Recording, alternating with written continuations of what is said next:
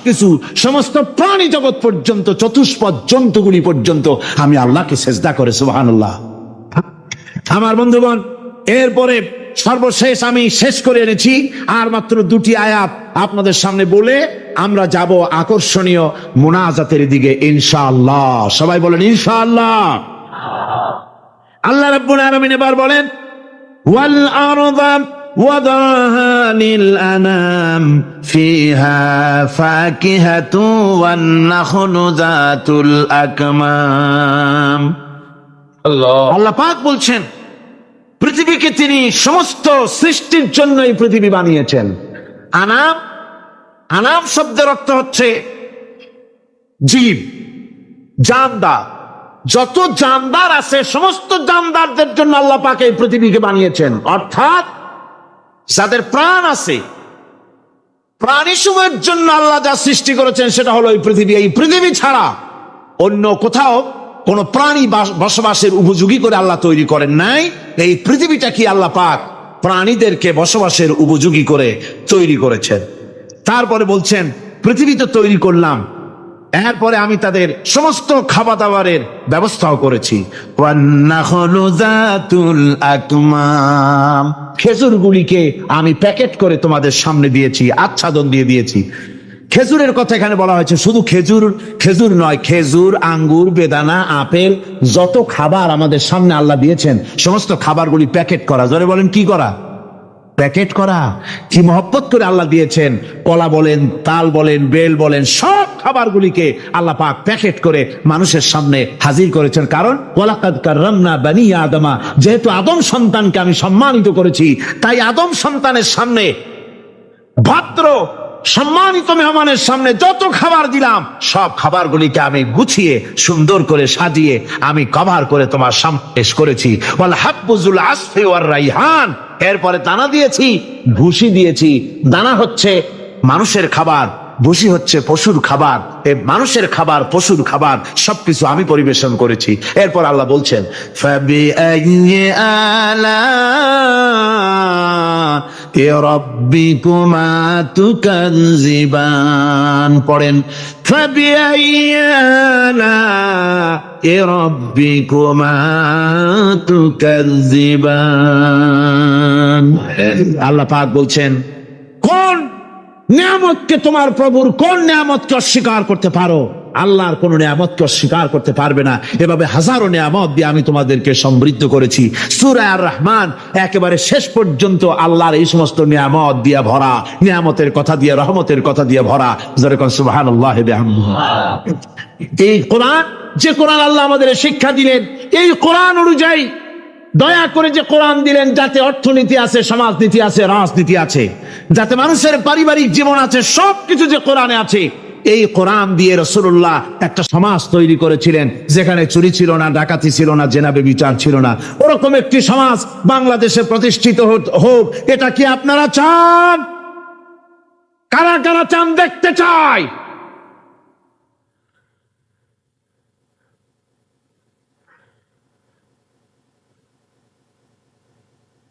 আজকে আপনাদের সামনে বলা হবে মানব সৃষ্টি রহস্য।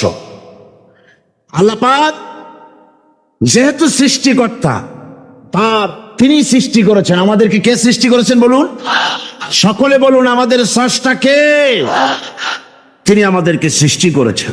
যেহেতু তিনি আমাদের সৃষ্টি করেছেন, সেহেতু আমাদের সঠিক রাস্তা, সঠিক পথ বলে দেওয়ার দায়িত্ব কার?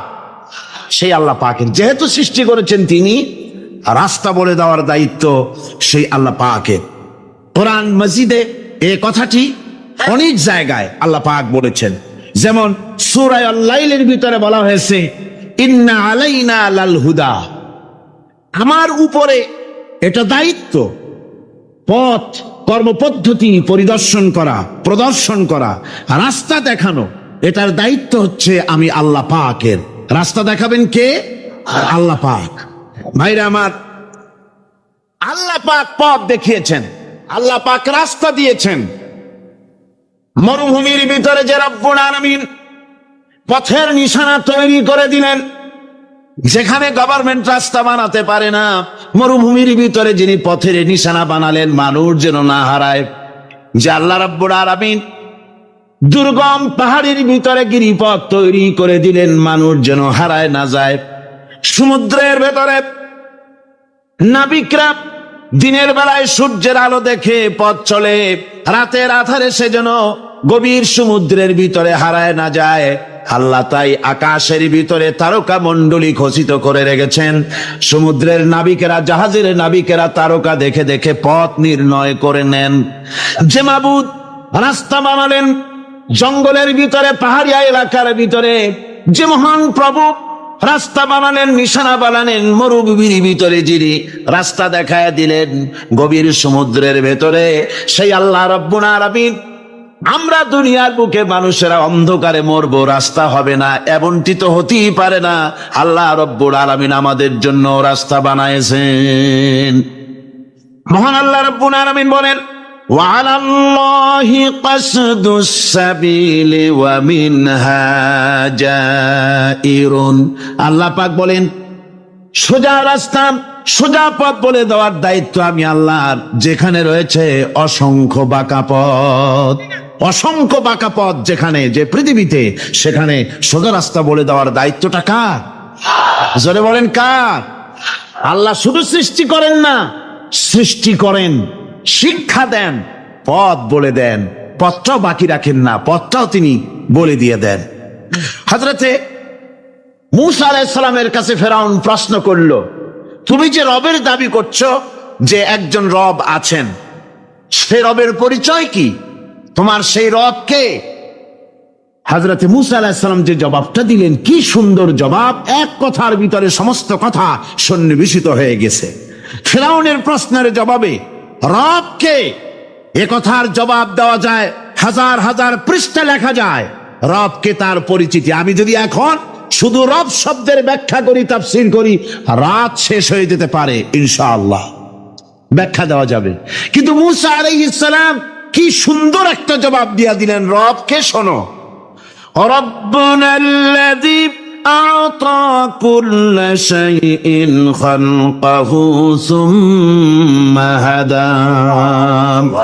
রব হচ্ছেন সেই, আমার প্রভু হচ্ছেন তিনি, যিনি সমস্ত সৃষ্টিকে, সমস্ত মাখলুকাতকে যিনি সৃষ্টি করেছেন, আর সৃষ্টি করার পর তার চলার জন্য পথ তৈরি করে দিয়েছেন। তিনি হচ্ছেন আল্লাহ পাক, যিনি সৃষ্টি করেন আর পথের দিশা দেন। তিনি হচ্ছেন আল্লাহ পাক, তিনি হচ্ছেন রব। শুধু বানান না, বানাবার পরে তার প্রয়োজনটাও মিটায় দেন। আল্লাহ পাক সেই আল্লাহ বলছেন, খালাকাল ইনসানা আল্লামাহুল বায়ান। তিনি মানুষ সৃষ্টি করেছেন। আমি সম্ভবত দ্বিতীয় দিনে আপনাদেরকে বলেছিলাম, মানুষ বানর থেকে আসে নাই, মানুষ ওরাং ওটাং থেকে আসে নাই, মানুষ শিম্পাজি থেকে আসে নাই, মানুষ বাঁদরের গোষ্ঠী নয়, মানুষ এসেছে মাটি থেকে, আদম থেকে। মানুষের পূর্বপুরুষ হচ্ছেন হযরতে আদম আলাইহিস সালাম। মানুষের পূর্বপুরুষ কে? আদম আলাইহিস সালাম। আর মানুষের পূর্বপুরুষ হচ্ছেন আদম আলাইহিস সালাম, আর তার উৎপত্তি হচ্ছে মাটি থেকে। মানুষ এসেছে আদম থেকে, আদম এসেছে মাটি থেকে। এখন আল্লাহ পাক বলছেন যে আমি হচ্ছি তোমার স্রষ্টা, আমি তোমাকে বানাইছি। কোরআনে কারীমের কথা এভাবে বলছে, কাইফা তাকফুরুনা বিল্লাহি ওয়া কুনতুম আমওয়াতান ফাহিয়াকুম সুম্মা ইউমীতুকুম সুম্মা ইউহয়ীকুম সুম্মা ইলাইহি তুরজাউন। হে মানুষ, তোমরা কিভাবে কুফরি করো, অস্বীকার করো, আল্লাহর সাথে নাফরমানি করো? কিভাবে করো? যে আল্লাহ তোমাকে, তুমি ছিলে মৃত্যু, তোমাকে আল্লাহ পাক জিন্দা করেছেন। এই জিন্দা থেকে আবার মৃত্যু করবেন, আবার মৃত্যু থেকে তোমাদেরকে জিন্দা করবেন, আবার সেই আল্লাহর কাছে তোমাদেরকে ফিরে আসতে হবে। সুতরাং মানুষ জন্মের পূর্বে সব মৃত্যু ছিল, একথা তো আজ বিজ্ঞান সম্মত কথা, বৈজ্ঞানিক সত্য কথা। মানুষ জন্মের আগে মৃত্যু ছিল। কিভাবে? মানুষের উৎপত্তি কোত্থেকে এলো? কোরআনে কারীম তা পরিষ্কার করে বলছে, তোমাকে কিভাবে সৃষ্টি করেছে তুমি দেখো। সন্তান মায়ের জরায়ুতে আসার পূর্বে সে ছিল পিতার শুক্রকীট, আর মায়ের ডিম্বাণু অর্থাৎ স্পার্মটোজন এবং ওভাম, এই দুটি জিনিসের মধ্যে সে বিভক্ত ছিল। মায়ের বক্ষপিঞ্জর এবং পিতার পৃষ্ঠদেশ থেকে সবেগে নির্গত এক ফোঁটা পানি দিয়ে আমি আল্লাহ পাক তোমাকে সৃষ্টি করেছি। কোরআনে কারীম বলছে, হাল আতা আলাল ইনসানি হিনুম মিনাদ দাহরি লাম ইয়াকুন শাইআম মাযকুরা। মানুষের জীবনে কি এমন এক সময় এসেছিল না যখন সে উল্লেখযোগ্য বিষয় বস্তু হিসাবে পরিগণিত ছিল না? তোমার নাম ছিল না, পরিচয় ছিল না, কিছুই ছিল না, দুনিয়ার কেউ তোমাকে জানতো না, শুনতো না। আমি আল্লাহ পাক তোমাকে সৃষ্টি করেছি। তুমি কোত্থেকে এলে? কোরআনে কারীম থেকে তা জেনে নাও। আল্লাহ রাব্বুল আলামিন বলেন, ইন্না খালাকনাকুম মিন তুরাবিন সুম্মা মিন নুতফাতিন সুম্মা মিন আলাকাতিন সুম্মা মিন মুদগা। আমি রাব্বুল আলামিন তোমাকে সৃষ্টি করেছি মাটির উপাদান দিয়ে তৈরি করলাম। মা বাপের, পুরুষের স্পার্মটোজন আর মহিলাদের ওভাম দুটোটি মিলে মায়ের গর্ভের ভিতরে নাপাক পানি ফোঁটাকে জমাট রক্তে পরিণত করে দিলাম।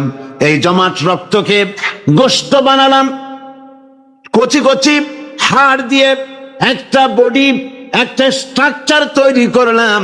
তারপরে ফাকাসাউনাল ইযামা লাহমা, গোশত দিয়ে, রগ দিয়ে, চামড়া দিয়ে সুন্দর করে ছাউনি দিয়া মায়ের গর্ভের ভিতরে আমি আল্লাহ রব্বুল আলামিন তোমাকে বানাইছি।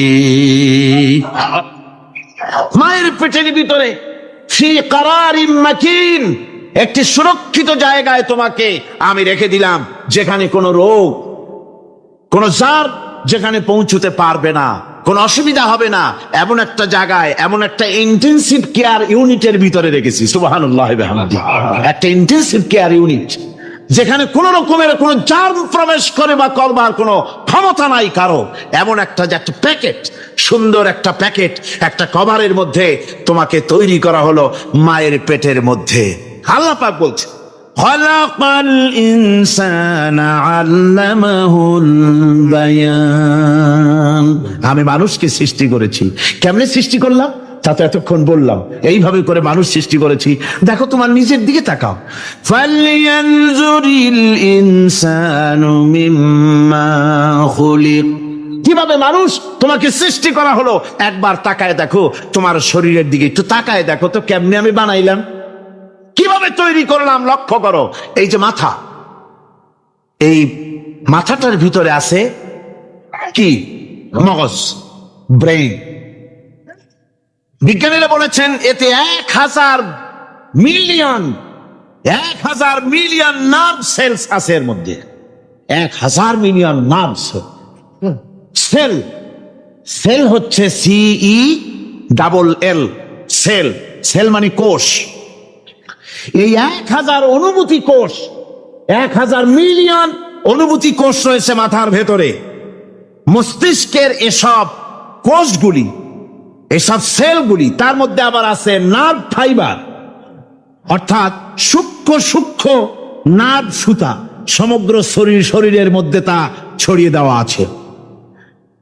এই সূক্ষ্ম সুতার মাধ্যমে ঘন্টায় 70 মাইল বেগে শরীরের প্রত্যেকটা অঙ্গ প্রত্যঙ্গের খবর মস্তিষ্কের মধ্যে চলে যায়। সুবহানাল্লাহ ওয়া বিহামদিহি। আপনার পায়ে যদি কাটা ফোটে, শরীরে যদি ব্যথা লাগে, ঘন্টায় 70 মাইল বেগে সূক্ষ্ম সূক্ষ্ম যে তারগুলি আল্লাহ দিয়েছেন, ওই তারের মাধ্যমে আপনার মাথায় চলে যায়, মস্তিষ্কে গেলে পরে তড়িৎ গতিতে সিদ্ধান্ত হয় কাটা তুলতে হবে। অথবা একটা সাপ দেখেছেন, সাপ প্রথম চোখ দিয়ে দেখলেন, চোখ, এই চোখের ভিতরে আপনার 130 মিলিয়ন লাইট রিসেপ্টর আছে। অর্থাৎ বিভিন্ন দৃশ্যকে, ছবিকে ক্যাচ করার মতো 130 মিলিয়ন লাইট রিসেপ্টর গ্রহণযোগ্য মেশিন রয়েছে চোখের ভিতর। চোখ দিয়ে সাপ দেখলেন, চোখের ভিতরে রয়েছে আবার অসংখ্য তার। এই অসংখ্য তার ব্রেনের সঙ্গে জুড়ে দেওয়া আছে। চোখ সাপ দেখলো, 70 মাইল বেগে প্রতি ঘন্টায় এই খবর তড়িৎ প্রবাহের মতো মস্তিষ্কের ভেতরে চলে গিয়েছে। মস্তিষ্ক সঙ্গে সঙ্গে ডিসিশন দিচ্ছে দৌড় মারো, অথবা লাঠি হাতে নাও, অথবা যে কোনো একটা পজিশন তাকে সাথে সাথে সিদ্ধান্ত দিয়ে দিচ্ছে। জোরে বলেন সুবহানাল্লাহ।